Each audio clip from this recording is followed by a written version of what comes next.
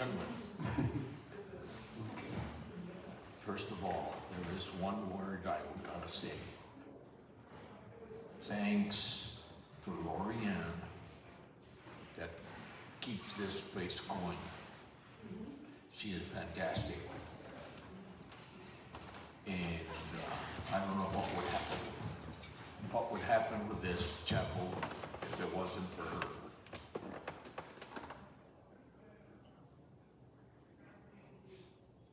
God bless you. Anyway, this church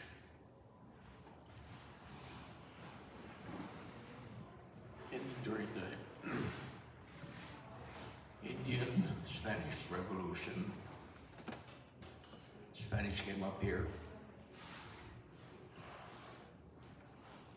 Indians came in, forced them out of here. They went back to around the El Paso area. And originally, starting from what I got in my genealogy report that goes all the way back to Spain,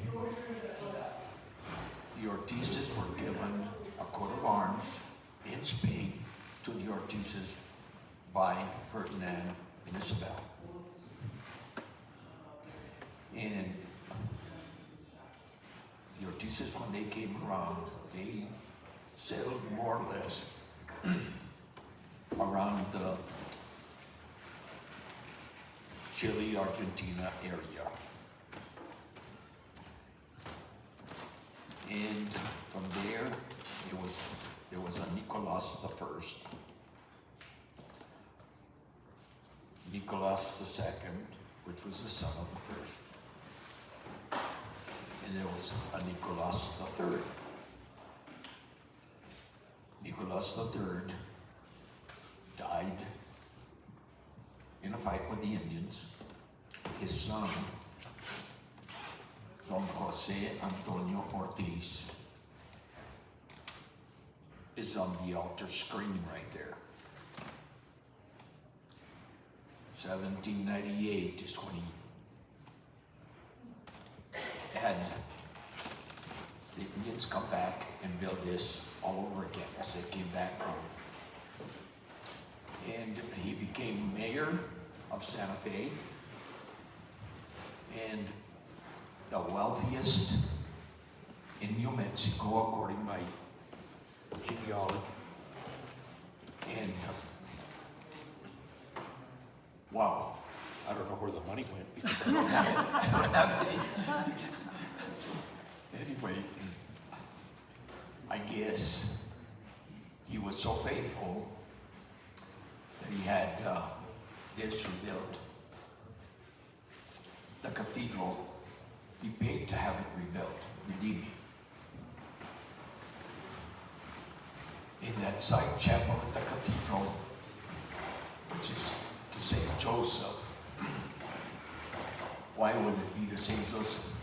Because his name is Joseph Jose. And the cathedral, from there, he also paid for a mural at the Santuario of Our Lady of Guadalupe, that big old painting on the altar. And I got the name of the painter and his name and when it was done. I don't. If you people have any questions, go ahead. And he had the church built at Santuario over at the cemetery, Rosario Cemetery. And this is where they brought in La Conquistadora to Rosario Chapel. Eventually, the archbishops brought her over to the cathedral. My dad was so faithful. Thank you. That he was always involved with the Franciscans at the cathedral. He never got paid for anything. It was always the Franciscans That's the reason I don't have any. And he was good to him. God bless him. And the Franciscans were always going over to my mom's and dad's home so she could feed them. That's how come I'm skinny. They had all the food. Anyway, from there, he also built a church up north. Truchas or Tampas? I think it's Truchas. Truchas. He built a chapel up there, and I got pictures of it. San Jose de Garcia? Huh? San Jose de Garcia? See. And other than that, I mean, oh my God. I'm going to butt in, okay? Okay. I'm going to butt in. Everybody, welcome to San Miguel Chapel. This is Henry Ortiz, and he's talking about his father, or his great-great-great-grandfather and his father, and his three greats had that commissioned here in this chapel, and Henry's 89, so he remembers things that a lot of us maybe will never know about unless he tells us. So, and they're going to trade back and forth. I'm going to hand it over to Tandy. Both of these gentlemen came into the chapel within the last year or so and mentioned to me their relationship to their family and the things that their family made here in the chapel, and also some stories that are really awesome that you were never going to hear anywhere else. And so I thought, well, why don't we have them come tell you their stories together so that you could hear them, because these stories are, he wants to say something. Okay.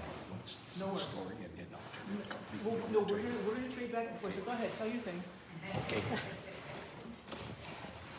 St. Mike's High School, that big building there is a boarding house.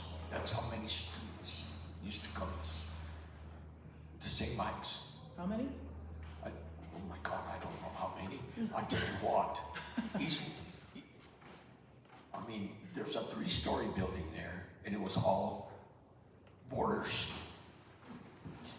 Had borders from some Chinese borders, had some from Mexico, from Alaska, New Orleans, English B, yeah, that was his name, and from all over. And the brothers would never bring us here for Mass. There was too many of us. So they would line us up in a line all the way to the cathedral. And you better not even turn your head, because whack! As a matter of fact, they used to make us come to confession once a week over here. And I still remember Father Mayo. He had a chair with a screen and a needler on the other side. And this actually happened to me. Week after week going to confession. Finally, one week I says, Father, I don't have any sins to confess. He got up, went, picked me up, and he says, what do you mean you don't have any sins to confess? Oh, okay, let me see if I can find one, you know. And that's true. That's true. And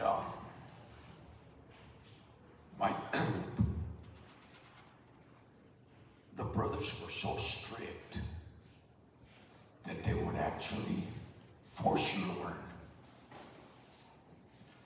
You'd go home, and my dad would say, what happened? What's the matter? Oh, we were playing, and I couldn't afford to tell him that one of the brothers probably banged me, you know, because he would do it again to me. Now, let me turn it over to Tandy over here. He's got some good stuff. Well, my name is Tandy Lucero.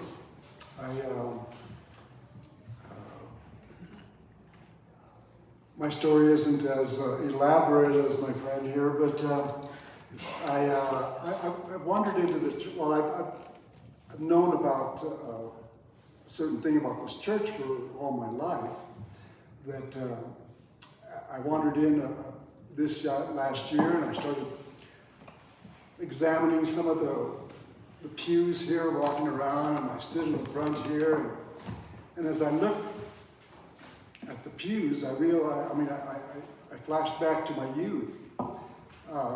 My dad, when I was little, had a cabinet shop, and he was commissioned to make these pews. So my father's part of the history of this church here. The pews were made by him. I remember them all lined up in his cabinet shop when I was a little kid. How old were you? Well, let's see, it was before I started school, and I got out of the first grade in '52, so it would have been probably around maybe 50, maybe 49, 51 maybe. So you were 4? I was 3 or 4 when he built these. I was hoping that there was some sort of a record. We're still looking for it. We haven't found it yet, but I'm an eyewitness. And so that's my connection here. And I do have a little more connection to Santa Fe and the churches and things like that.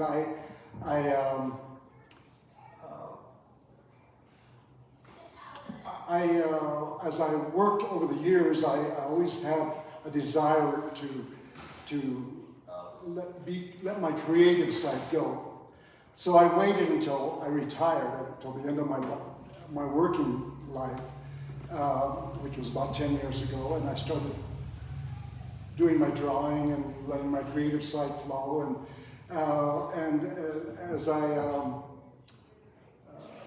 As it evolved, I started doing a few art shows and stuff like around the plaza, the cathedral and that kind of place.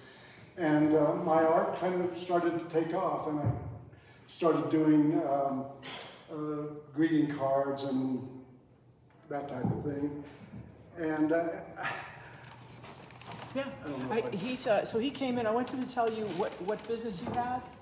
Do you mind talking about what that business was? sure. Yeah, go ahead. Now, what did you used to do? Well, before I retired, I don't know if any of you are from New Mexico, or if you are, maybe you're familiar with Los Chileros chili brand products, chili and pozole and chicos and blue corn meal and all that kind of stuff. Well, I started that company and did that for about 20 years. Sold that, and then I started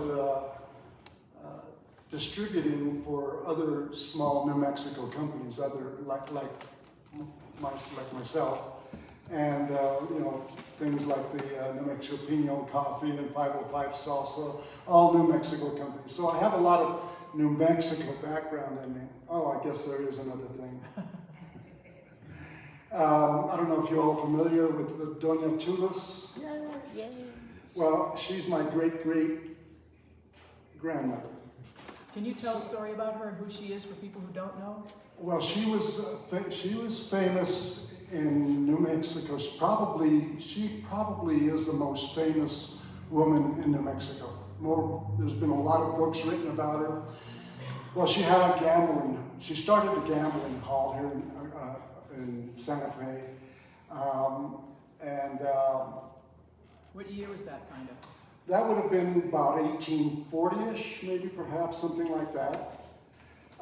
She was born in 1800 in Mexico, came to New Mexico about 1820, and she came to, what was the name of that Was place? that a house? Pardon me? House? No, there's a misconception. She was not from Taos. She was from Sonora? She was from Sonora, Mexico. That's where she was born, yes. But when she came to New Mexico, it was like there. Where is it? It's I want to say Well, the mining town around there. Which is? Down south. down south a bit, yeah. But yeah, she came. Oh gosh, it's out there by Socorro. Okay. They do another mission, you know, on like a walk to the. Oh, a pilgrimage. Yeah, they do a pilgrimage to where she was from. Anyway, when she came to Santa Fe, she left and came to Santa Fe on her own at that time. They say she came through Ortiz Mountains and found a big chunk of gold there. And so she came to Santa Fe. She had a dream all the way from when she was young in Mexico of starting a casino, a gambling hall. And so she proceeded to do that. Well, during that time, my great-grandfather, my mother's grandfather, was a trader. And he came from Missouri, traveled by wagon train. He brought many wagon trains to Santa Fe. He owned the shop that was right at the end of the Santa Fe Trail, right across from La Fonda Hotel. And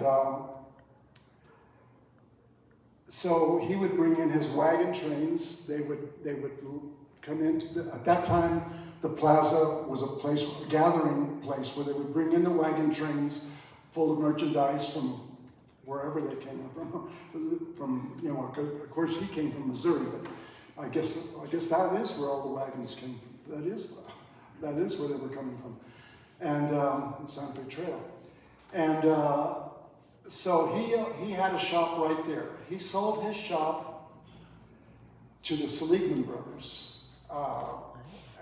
And the very first photograph of Santa Fe is of the Seligman brothers standing kind of in front of the La Fonda and the Seligman brothers. You could see the sign on the store. Well, that was my great-grandfather's store, my mother's grandfather.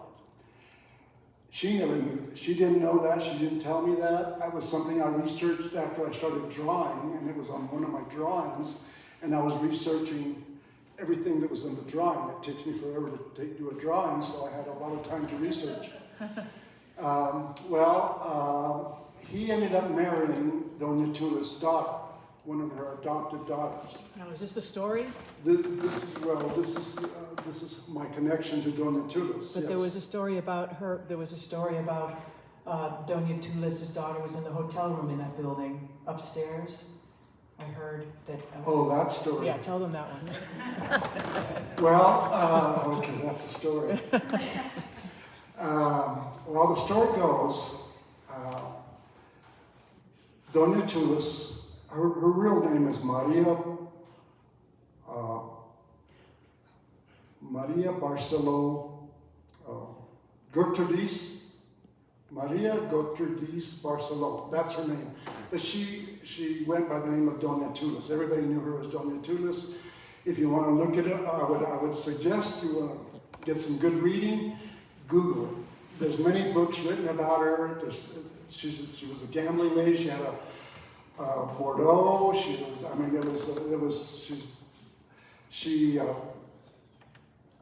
Getting back to the story. Sorry about that. I've never really done this before, so I may. Don't you think both of these guys are doing great? Thank you. Well, the story goes, she was off in Mexico on a trip. When she came back, her daughter was pregnant, and so she was curious to know just who was the culprit, and so she kind of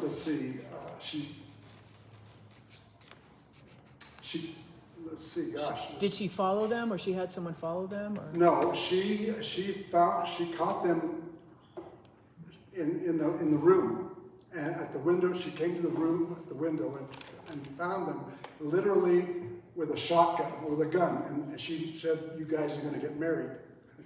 So this was truly a shotgun wedding, and she called the Vicar Ortiz over to the window and married him in the window while she had the gun on. And this story was relayed to me by Judge Santiago Campos. He was also a relative of Doña Tula's. a descendant of my great-grandfather. And do you know where the bordello was, or where her house Yes, was? well, if you're from here in Santa Fe, you know, where the courthouse is on Palace Avenue, that was her residence. And right across the street on Palace Avenue was her casino, her gambling hall, and it stretched all the way to San Francisco Street. So it was that whole block on Burro Alley. If you see any of the old pictures of Burro Alley, and there's a building in the back, that was her house. And my great-grandfather was on that, if you follow the palace around, of course, at that time it didn't go all the way around the way it does now, but the houses did. And he lived like where the El Dorado Hotel would be today. His house was back there, and her sister was the house in between those two. So they actually ended up getting married in La Parroquia, which was a church that was before the cathedral. They built the cathedral around an old church. Now I brought some pictures, some of my artwork. I ended up doing a lot of drawings of the local churches. Tell them about that, how you got to drawing, and what happened as you learned to draw and started researching. You were drawing the different churches, and you found out things about your family, basically. Well, that is the way I found out about my great-grandfather. That's how I found out that his shop was right across the street from the La Fonda. And he's going to walk this down if you look and see. Oh, okay. Because that's the kind of ideas. And there are some things here that if you would like to get from him, you can buy from him. It's not intended to be a sale, What's that? but it's the Lord. It's Jose. It's Jose. Yeah, he's the one that did He it. knows what we're talking about, and they're in the walls. I don't know I didn't know if I did that. That's all right. Anyway. Oh, these are magnets. Very cool. It's the same, it's a color drawing, but I want them to know, you know, how your drawing process, what you wanted to draw, and how that kind of led you through. Well, I always wanted, art was in my heart. But I waited until I retired to do it because I didn't know if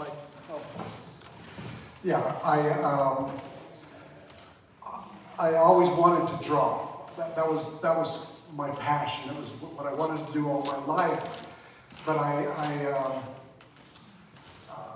wasn't sure if I could make a living at it. I had 4 kids, a couple of businesses, and I felt like I was going to wait until I put it on the back burner like it was dessert. And so once I retired, I started drawing, and it just, it did time erases. It's the most pleasurable thing I've ever done. I just love it. But I'm not sure what story she wants to relay. But This is how you started drawing all the churches. well, I draw New Mexico. That's my theme. Everything I draw is New Mexico. And of course, the New Mexico churches are so famous. They really are, because they were all, the Spanish came in and built most of the churches. And then they were all destroyed in 1680 during the Pueblo Revolt. They destroyed most of the churches, damaged most of them, then they all started to get rebuilt. So, and I learned all this as I started drawing them and learning the history of them and the different families that built them Yeah, that's it. That's good. yeah. You want to hand it over to Harry for a bit? We'll get back to you. Okay. Excuse me. If you guys want to live as long as I am, 98. No, 89. It's a stretch, folks. It's her fault. It always is her fault. It's her fault. She took advantage of an old man.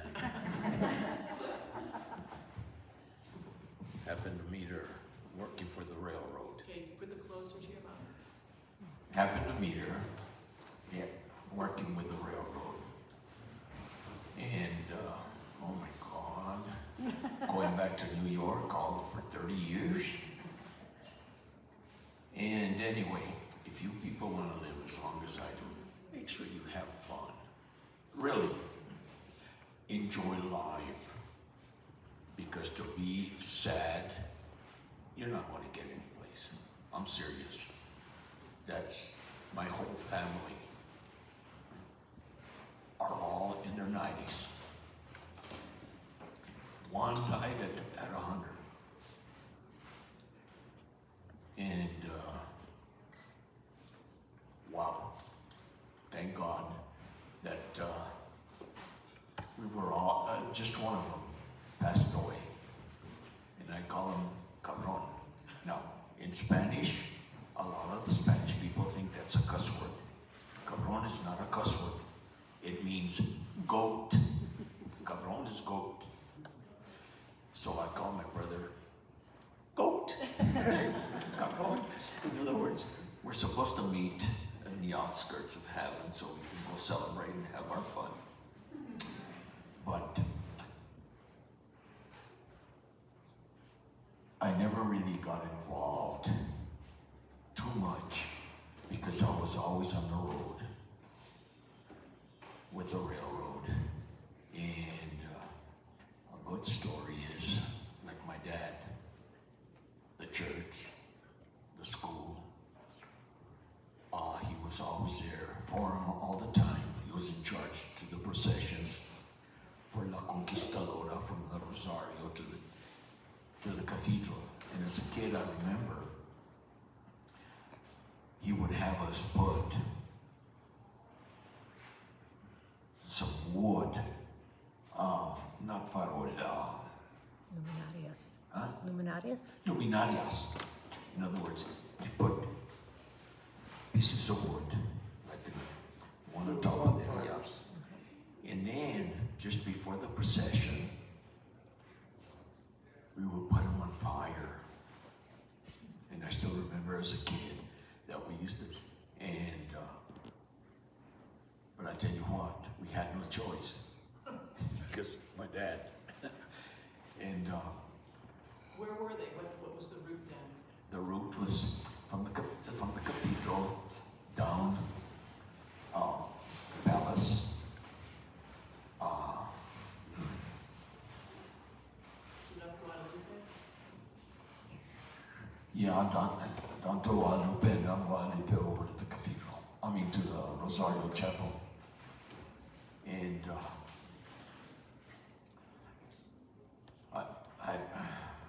I still see myself doing some of that stuff, and I don't know what I've done right to survive this long. Thanks to her, our kids are doing fantastic. I don't know what we did right, but my daughter is in charge of the House of Representatives. My boy works for lawyers and he never went to college. Now, how in the heck can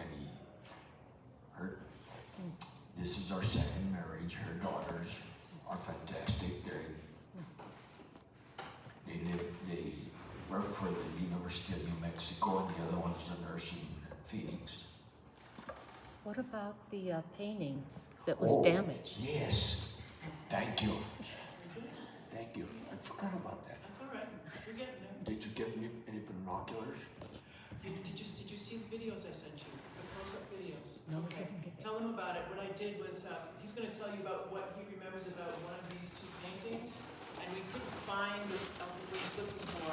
Okay. The way the light was shining on them one day, I was here and I took a video. Sorry, you guys. It's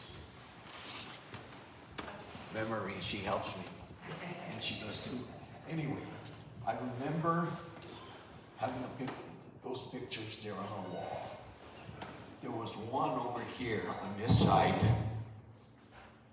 that had like 2 holes in it. that should have been from the arrows. Now, whether they fixed it or they replaced it with a different one, I don't know. But we need some binoculars to be able to see. We're gonna have some conservators come in to look at the painting at the top where it's rippled. And so while they're up there, I'm gonna have them take a closer look at these two paintings. But I do have these two videos that I sent, I think I sent them to you, but where the light glare off was like, whoa, you could see everything. So I zoomed in and just took a video of these paintings where I thought maybe those holes might be. So we're wondering if he remembers that correctly and what it was, you know? I do remember the two pictures on the side of the wall, but in one of them I know the one on the left, Yeah. or shall I say, facing you on my right, had two holes in it. Now, I don't know what happened to it or whether it was fixed. Can you tell them a little bit about what St. Michael's School used to look like back here and what was it like? Okay. Have a seat. Have a seat. He went through 1 through 12 at St. Michael's. And, yeah. Yeah, thank you. St. Mike's building right there, that's all boarding. Used to be the Miguel Chavez is the one that originally helped the brothers build that school. And he was another Spanish person that was wealthier than heck. And he was from, if I recall right, from like up north and he helped the brothers do all that. And they used to have a grotto with the Virgin. So they made a grotto of stone, and it was behind his parking lot. I do have a photograph. I found one in that notebook back there Oh, of good. the grotto. There was a grotto. And if I recall right, the stones that they used were like the stones that you find up there. River stones? Huh? River stones? Yes. And the gym isn't there anymore. As a matter of fact, as you take that building going, The Lou Wallace building. the bottom used to be the cafeteria. And Father Mayo, my favorite priest, was at the very corner of it. And then as you enter the property, the gym was over there. And we had, the Christian Brothers had, in other words, wrestlers, your professional ones, had wrestling matches. My dad was in charge, of course. And every Wednesday, and I would come with him. And the wrestlers, I mean, there was times when it looked like the wrestlers wrestling each other, hated each other, and they were at go after each other.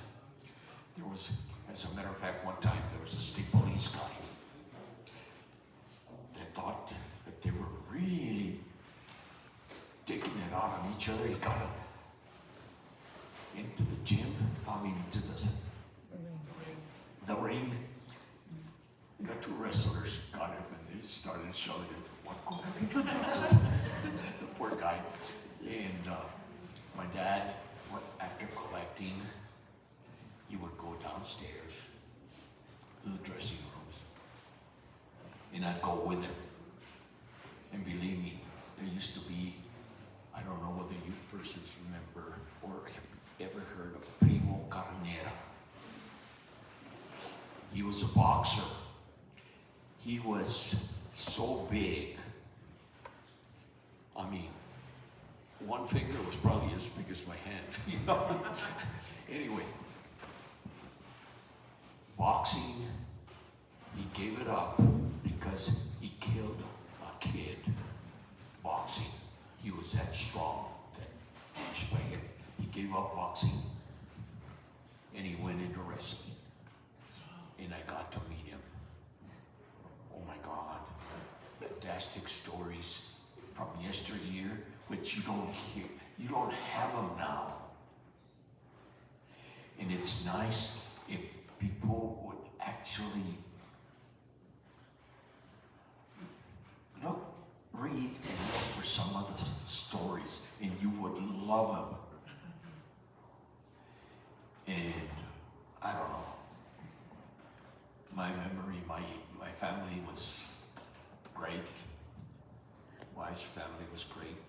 Tell them about the first church versus St. Augustine.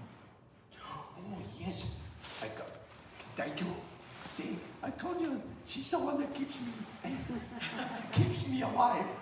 And then we'll hand it back over to Tandy after you tell this story. Okay. Here the other day, and she actually studied it, went in the archives, and there was somebody out there that was touring some people that said that St. Augustine in Florida was the first church. It was the first place the Spanish went into. But they had a mass. First mass in the U.S. But it was an open space. They could not build a church, and she found it. They could not build a church because of the wind, the weather, too much rain, this and that, the mud, that they couldn't build a church, but they had an outdoor mass. So they had the first mass. This is actually the first church. So there might be some people that would say San Agustin, but this is the first church. You know, the folks at San Augustine agree. So I was there, and a couple of deacons showed up here from that church, and they were like, "That's right," you know. And so that's a very cool story too. And thank you for that. And thank you, Judy. She's the one that came up with it. Tandy. Well, I'll read another short story to you about Doña Tunis and Bishop Laney. He arrived from Paris, from France. He was from Paris. And of course, he was familiar with Notre Dame, the beautiful church Notre Dame. It was around in his day. So when he gets sent to Santa Fe, he comes here and we greet him with all these mud churches that are falling apart, and he's just like, he wasn't well received in Santa Fe when he got here. At the time, La Parroquia was the main church, which is where the cathedral is located today. And Vicar Ortiz had that church. He was in charge of that church. And the other church that was located on the plaza was, I believe it, I'm not sure if I pronounce it correctly, but it was La Costrense. Constrense, I believe it's the way it's spelled. It was Our Lady of Light Church, translated. And they delegated Bishop Laney to that church, which was really in disrepair. It was actually the church that the Mexican army attended and their families. And that was also the church that Doña Tulis attended. and when she attended.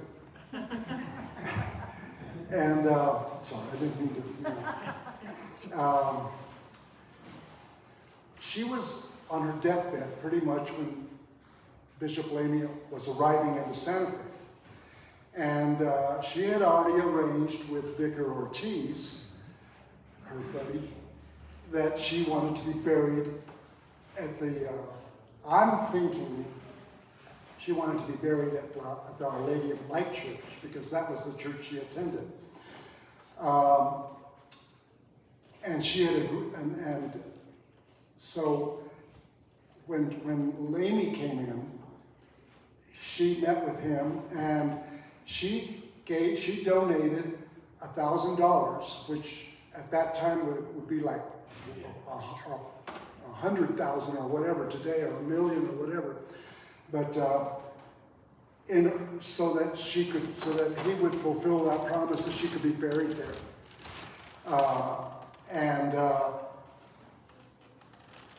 Vicar Ortiz died in 1858. Doña Tulis died about 1851, some say 1852. I believe it was about January of 1851. That was about the same time that Lamy was arriving. But he didn't get the La Parroquia until Vicar Ortiz died in 1858. At that time, he sold Our Lady of Light Church to a Felipe Delgado for $2,000. And he went to, and that's when he started, he laid the cornerstone for the cathedral the next year in 1869, and started building a cathedral. They would not allow the La Parroquia to become a cathedral from Rome. They would not allow it because it was a mud structure, and it was always in need of repair, and they would not allow it to be a cathedral. So that's when he started building the cathedral, and he imported the rock from Lamy, our little town out here.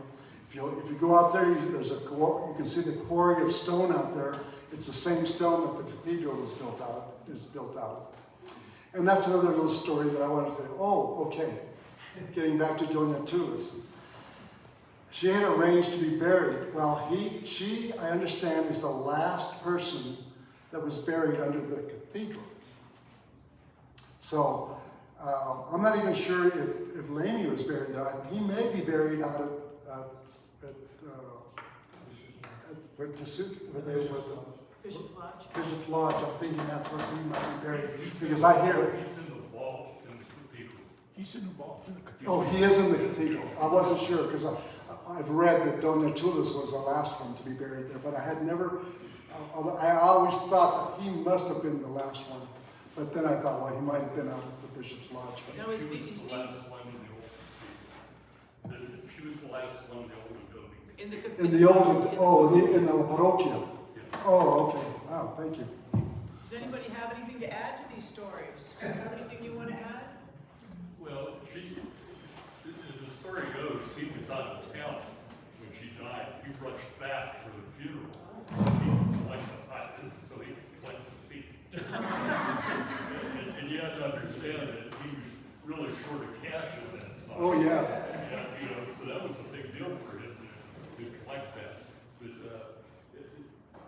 as I understand it, the funeral procession, most of the town turned out for him, and he went to the procession to the parochia, or what was his cathedral at the time, and because she's most known as having run the casino and the brothel, but she was a very successful businesswoman and very rich. Do people and like very her? charitable. Oh, yeah, the and town she loved her. wanted many children, so she was well thought of.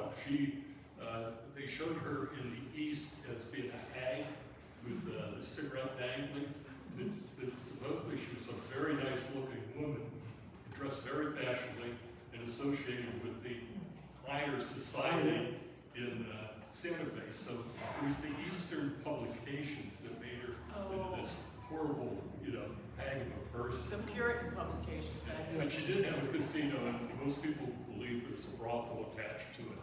And then there was a tunnel underneath. Yes. That, There was a tunnel, well, I know this, there definitely was a tunnel leading from the casino to her house. She was right across the street.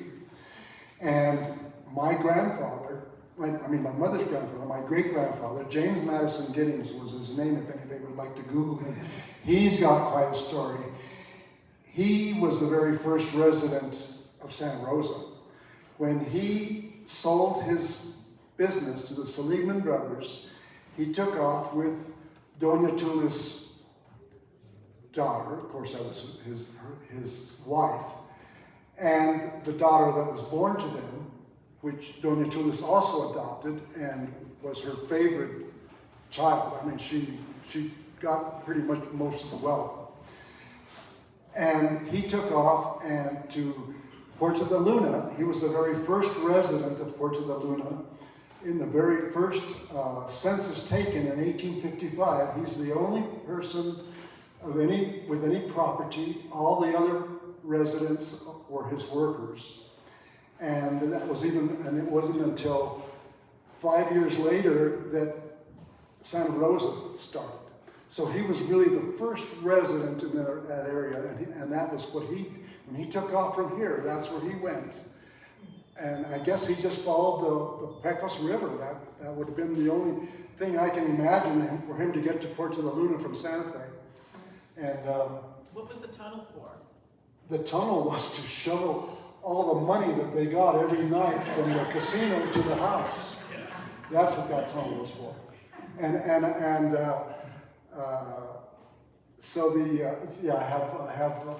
have so much information written about all that. I'd love to share it all with you forever, but it would take forever. Well, we can do another one of these if you guys want to. But it's not all connected to the church, but Carol has a question. No, it was James Madison who? I'm sorry. Giddings. James Madison Giddings, Giddings. Giddings, okay. Yeah. One of the things they talked about her was she wasn't educated, but she could do math. She could translate all the currencies just like that. I believe that. And run her businesses. So, even though she didn't have a formal education, she was extremely smart. She dealt Monte, the card game Monte. It's a 3-card game.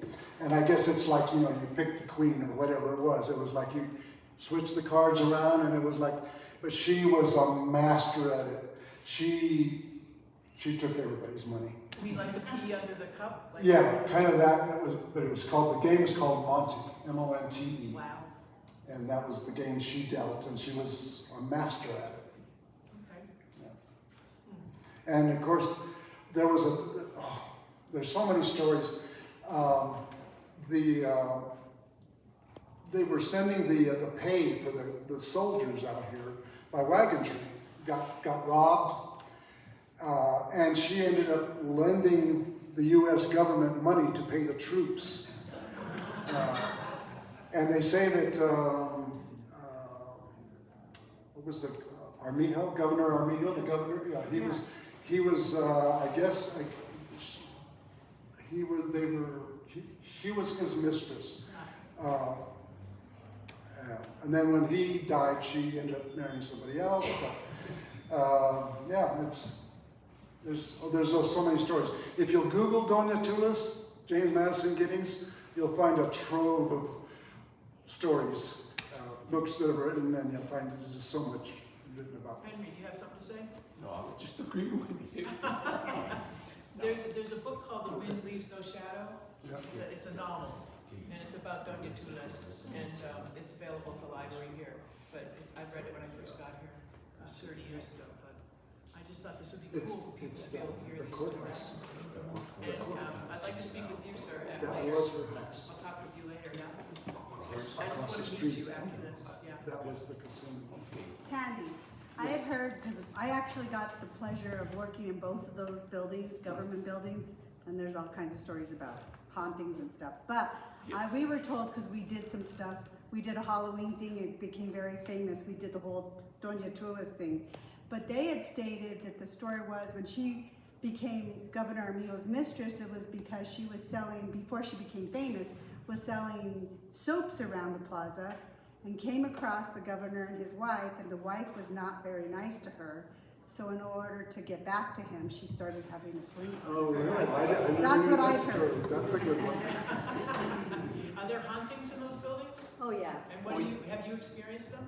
I experienced a few, couple of the guys, like the maintenance guys, they would hear like a woman's heels Oh, walking down the main aisle, but nobody was there. Okay, The story that that just- they could hear her playing the harp. I never heard that. And then we were in the Bolton building, which is where the brothel Yeah. and the, See, that building there, afterwards, it became a building for one of the judges. It was a judge, I don't remember what San it's Diego like. Soto? Or?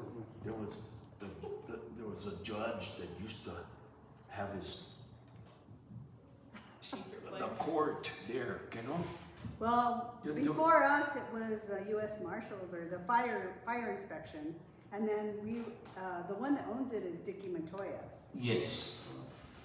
So before us was the fire marshals, and then we were the county was in there for 12 years. Because I remember that there was a judge that lived there for a while, and he had his court hearings there. As a matter of fact, going back, I still remember that he was driving a real old car in some, I won't say it, guys, put like a railroad tie on the street, and the poor guy messed up his car. But the judge that was there, so he must have judged against him. Well, the sheriff's, the jail was right there. Yes. At the courthouse, so it Yes. probably was. So Adamina grew up here also, and she's also one of the docents here at the chapel. And her family goes back quite a ways, the Pino family. Yeah, Pino. And so as people chime in, you get to see how different stories kind of come together. Okay, now, like my side of the family, the Pachecos, Pacheco Street, the Pachecos, supposedly, well, not supposedly, they were related more or less with the Ortizes. And never really got together with them other than the one, and she passed away. They were good people. They worked also for the railroad and for Santa Fe Trails while I worked for the railroad What here. did you do for the railroad? Working at stations between, say, El Paso, up north all the way to Denver, and then east into Kansas and part of Oklahoma and Texas, just doing station work. And that's one reason I never really got involved with my dad and my brother, is they did everything over here. Me, I was, as a matter of fact, I got good stories of my dad. He was in the city council one term. They asked him to run for mayor, and he says, no in hell no. They asked him why. I'm not going to leave the wife alone, because actually if you're in politics, you're going to be over there all day long, and your wife's going to be over there. What? The French stonemasons. The men who built the cathedral. Oh, yes. Now, when Father Put your, Archbishop Laney building the cathedral, he hired French masons. He brought them in from France. And that is true. And I happen to know one of them, the family, the Mignardos. French. And as a matter of fact, the old man McNardle, I'd say probably my dad's age, whatever. He used to have the Ford Motor Company, which was situated where Carlos Gilbert School is. That used to be Ford over there. And I got to know the McNardles, and then, of course, one of the sons is passed away here a couple of years back. Good friend, always. They're good friends. They own property at the Santa Fe Indian School, and Santa Fe Indian School was going to build either a hotel or a casino there in the front, next to the road. And McNardle came up to me. He says, "I need some paperwork. Can you help me copy it?" And I says, "Yeah."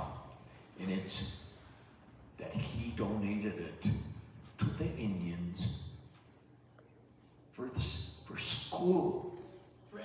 For educational purposes.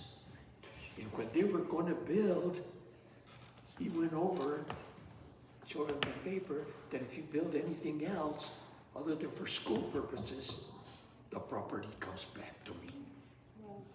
And that's the reason you don't see anything built in front of the Indian school over there. And now the Seligmans, like he was saying, Jewish people, they had a place over like where what's the name of the street? Where the Sears building is. Lincoln. Okay. Right across used to be Seligman's store. And the reason I know a little bit about the Seligmans is my dad and them used to get along great. Now the Seligmans started a new place where you can go eat, and like a museum. Jewish Center. Yes. The Jewish thing. Yeah. And so I don't know. I miss a lot of. She's not helping me from right there. But anyway. Andy, do you have anything to add to that? Well, I have one, not to add to that, Okay. but I do, there is something I would like to add about the building of the cathedral.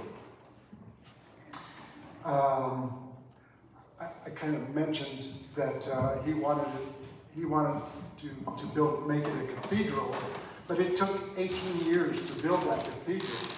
And they built the cathedral around the old church that was there, La Parroquia. It took them 18 years to build it, and during that time, people still attended a church within a church. Once it was completed, they took it apart. The La Parroquia was built of adobes. They took it apart literally, brick by brick, took everything out the front door of the cathedral. It took 30 days to do it. 100 men took to demolish the La Parroquia. It took them 30 days. They took all the bricks out and filled in all the streets around Santa Fe with the potholes and the wagon ruts and all that kind of thing. So the old church is actually still part of Santa Fe. I've heard that some of the curbstones are from the steps and things, like even on this street, that they're still part of the city. They just put them, you know. Which is really neat for the people back then, because they didn't want the cathedral. They wanted their old church, and they kept their old church. So it's still part of Santa Fe. But I wanted to, we talked about building the cathedral. I wanted to talk about how long it took and how the people still attended the old church within the building as they were building it. Well, I think we're gonna have part two. Would anybody be interested in part two? Okay, because it's gonna, an hour is a lot of time to concentrate, you know? Another thing about Bishop Wayne, he died the year after the cathedral was completed, but at least he got to see the completion. Let's hear it for Tandy and Tandy.